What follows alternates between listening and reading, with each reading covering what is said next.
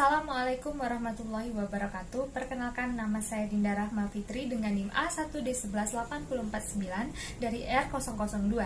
Di sini saya akan menjelaskan mengenai masalah. Masalah, apa itu masalah? Masalah adalah suatu hal yang menghalangi tercapainya sebuah tujuan di mana kita harus mengupayakan untuk menyelesaikannya melalui sebuah proses yang sistematis. Tidak semua masalah itu dapat diselesaikan melalui penelitian ilmiah. Masalah yang dapat diselesaikan melalui penelitian ilmiah harus memiliki kriteria sebagai berikut. Yang pertama, masalah menanyakan dua atau lebih variabel. Yang kedua, yaitu masalah dinyatakan atau dirumuskan dengan jelas dan tidak ambiguous. Kemudian masalah dapat didukung dengan data yang empiris. Kemudian masalah tidak menyangkut moral dan etika sesuai dengan keinginan dan kemampuan peneliti tentunya. Dan yang terakhir yaitu dapat bermanfaat bagi peneliti serta masyarakat nantinya. Baiklah, di sini saya akan melanjutkan materi tentang rumusan masalah, di mana perumusan masalah merupakan awal dari segenap proses ilmiah. Tidak ada masalah, tidak ada penelitian, seperti itu. Masalah adalah ibarat jantung dari setiap rencana penelitian ilmiah. Bahkan, masalah yang dirumuskan menentukan keberhasilan penelitian ilmiah tersebut. Makin tegas dan terarah perumusan masalahnya, makin jelas pula arah dan pelaksanaan penelitiannya. Kita lanjut ke ciri-ciri rumusan masalah yang baik. Yang pertama itu ringkas, jelas, dan sederhana. Yang kedua, memungkinkan untuk dijawab atau diuji secara ilmiah. Yang ketiga, dalam bentuk kalimat pertanyaan, misalkan apa, bagaimana. Kemudian lanjut mengenai hubungan antar dua variabel atau lebih. Misalnya, dengan rumusan masalah sebagai berikut. Contohnya, apakah ini berhubungan dengan itu? Adakah hubungan antara ini dan itu? Apakah antara ini dan itu terdapat hubungan? Baiklah, itulah materi yang bisa saya sampaikan. Selanjutnya akan dijelaskan oleh rekan saya. Terima kasih. Nah, kita sudah membahas apa itu masalah dan apa itu rumusan masalah. Jadi, bagaimana cara untuk merumuskan masalah? Yang pertama, mulailah dengan memahami persoalan yang ingin diteliti.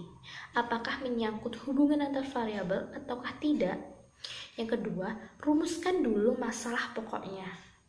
Yang ketiga, apabila masalah pokok masih dapat dijabarkan, maka rumuskan sub-sub masalahnya.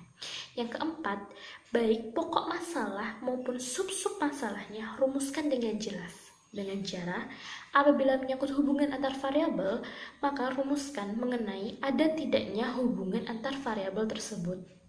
Lalu, apabila tidak menyangkut hubungan antar variabel, maka pakailah kata tanya yang sesuai dengan sifat variabelnya.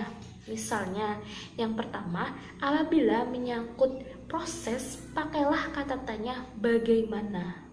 Yang kedua, apabila menyangkut jenis atau maksud, maka pakailah kata tanya apa atau apakah. Yang ketiga, apabila menyangkut jumlah atau ukuran, maka pakailah kata tanya berapa.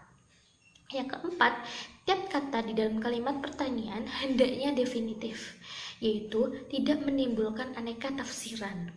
Lalu yang kelima, bahasa dan kata-kata yang digunakan dapat dimengerti oleh orang lain. Yang keenam, dapat dijawab secara realitas atau diuji secara ilmiah. Baiklah, saya Yunita Indasari akan melanjutkan materi tentang contoh rumusan masalah, yang mana penggunaan teknologi di dalam kelas. Masalahnya adalah penelitian ini dilakukan agar mengetahui bagaimana penggunaan teknologi di dalam kelas. Anggap saja penelitian ini akan dilakukan di SD Al-Hidayah. Di era yang seperti ini, penggunaan teknologi sangat diperuntukkan agar terciptanya proses belajar mengajar dengan baik.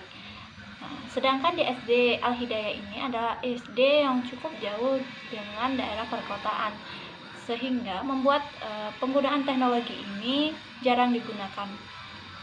Jadi rumusan masalahnya yang pertama adalah bagaimanakah cara agar murid-murid dan guru di SD Al-Hidayah dapat menggunakan teknologi. Dan yang kedua, bagaimana dampak penggunaan teknologi di SD Al-Hidayah. Terima kasih. Itulah hasil paparan dari presentasi kelompok 2 metodologi penelitian dari kelompok kami. Di sini kami menampung satu pertanyaan per kelompok, bisa dijapri di grup metodologi penelitian R2. Nanti kami akan berusaha mencari jawaban yang akan kita bahas di hari Selasa via Zoom meeting. Terima kasih atas perhatiannya. Wassalamualaikum warahmatullahi wabarakatuh.